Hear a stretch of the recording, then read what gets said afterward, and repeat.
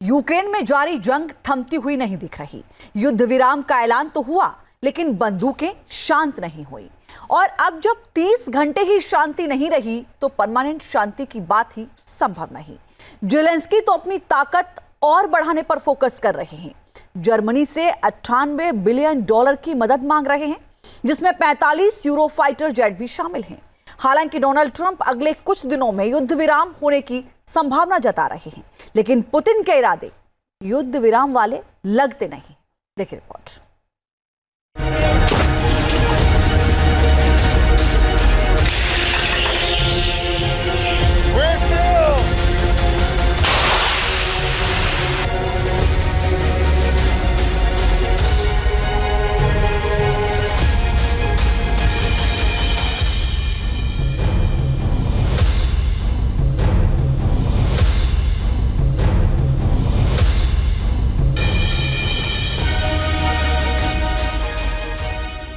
गरजते रहे रूस के फाइटर जेट्स।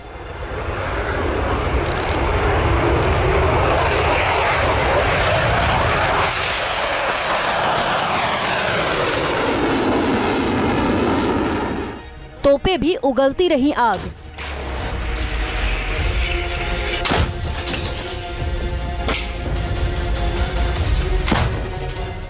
लगातार आ रही गोलियों की आवाज।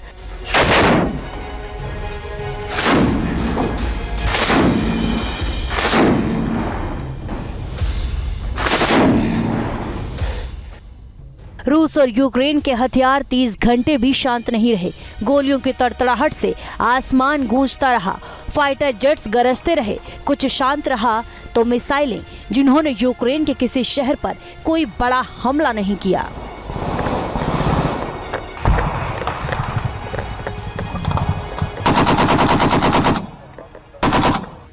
युद्ध विराम में भी हमला, रूस यूक्रेन में जारी घमासान।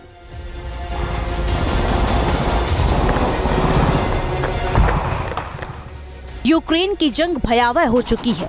30 घंटे का युद्ध विराम हुआ था, लेकिन पुतिन की सेना ने आरोप लगाया कि यूक्रेन ने युद्ध विराम का पालन नहीं किया, जबकि जेलेंस्की ने कहा कि पुतिन की सेना ने युद्ध विराम नहीं माना। 30 घंटे बीतने के बाद रूस ने पूर्वी और दक्षिणी यूक्रेन पर बड़ा हमला किया। यूक्रेन पर ड्रोन से बमबारी की गई, जिसमें 5 लोग घायल हो गए। मायकोलाइव में भी रूस की सेना ने बड़ा हवाई हमला किया।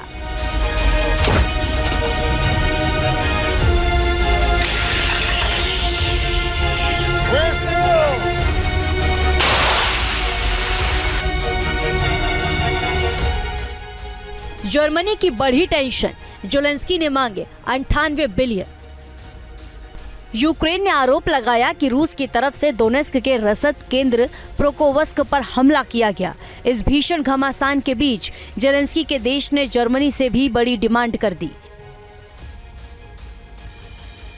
रूस के हमलों को रोकने में जेलेंस्की लगातार नाकाम साबित हो रहे हैं।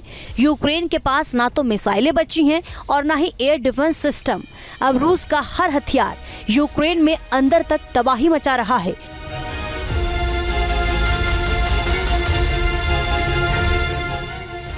घबराए हुए जेलेंस्की ने मदद के लिए फिर नाटो देशों के सामने हाथ फैलाए हैं।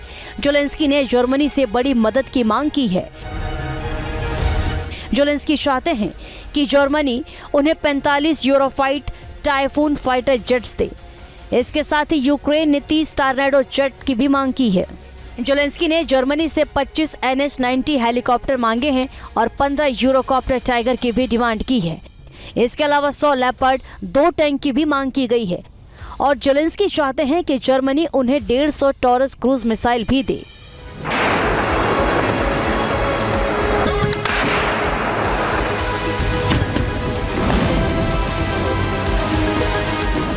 जेलेंस्की ने जर्मनी से 98 बिलियन डॉलर की मदद मांगी है और सीधे जर्मनी के नए बनने वाले चांसलर फ्रेडरिक मर्ज से संपर्क किया है। मर्ज ने 2 दिन पहले ही कहा है कि वो अपने देश की इकोनॉमी को यूरोप में सबसे मजबूत करना चाहते हैं और जर्मनी को यूरोप का भविष्य तय करने वाला देश बनाना चाहते हैं।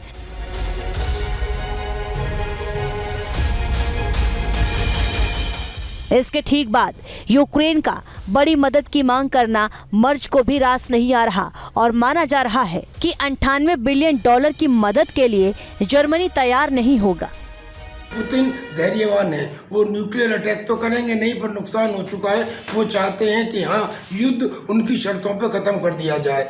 उधर अमेरिका पहले ही कह चुका है कि क्रीमिया, जिसके ऊपर 2014 में पुतिन ने कब्जा किया था, उसकी वो मान्यता दे देगा। यानी अमेरिका इसको करना चाहता है क्योंकि उसकी डील अब यूक्रेन में भी करीब करीब फाइनल हो चुकी है खनिज पदार्थों के बारे में।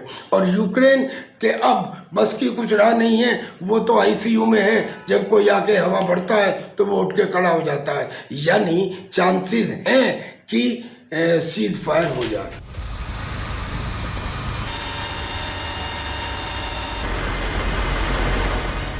जेलेंस्की तो डरे हुए हैं ही, नाटो देशों को भी रूस से डर लग रहा है। पोलैंड पर खतरा मंडरा रहा है और अब ब्रिटेन ने अपने 6 फाइटर जेट्स पोलैंड के सिक्योरिटी के लिए भेज दिए हैं। बीते दिनों बाल्टिक में रूस की वॉर एक्सरसाइज के बाद हालात तनावपूर्ण हैं और नाटो अपने एयर स्पेस की सुरक्षा करना चाहता है। क्या रुकने वाला है महायुद्ध? डोनाल्ड ट्रंप ने क्या कह दिया?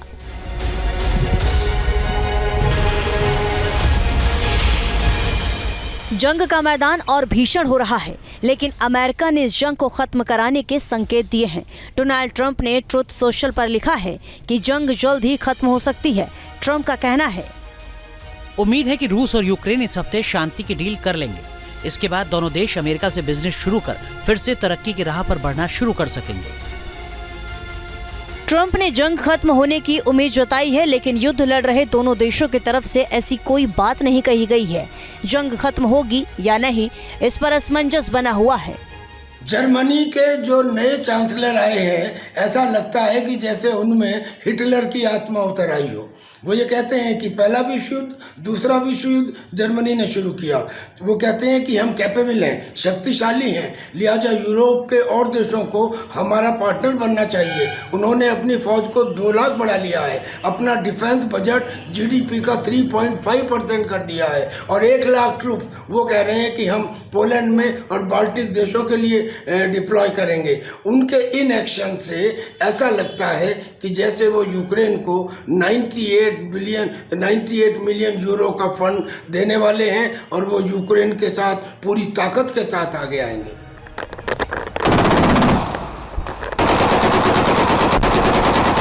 एक तरफ जंग खत्म होने की बात हो रही है तो दूसरी तरफ यूक्रेन को बड़ी मदद भी मिल रही है। इटली भी यूक्रेन को मदद दे रहा है और इटली ने यूक्रेन को स्टॉर्म शैडो मिसाइल दी है।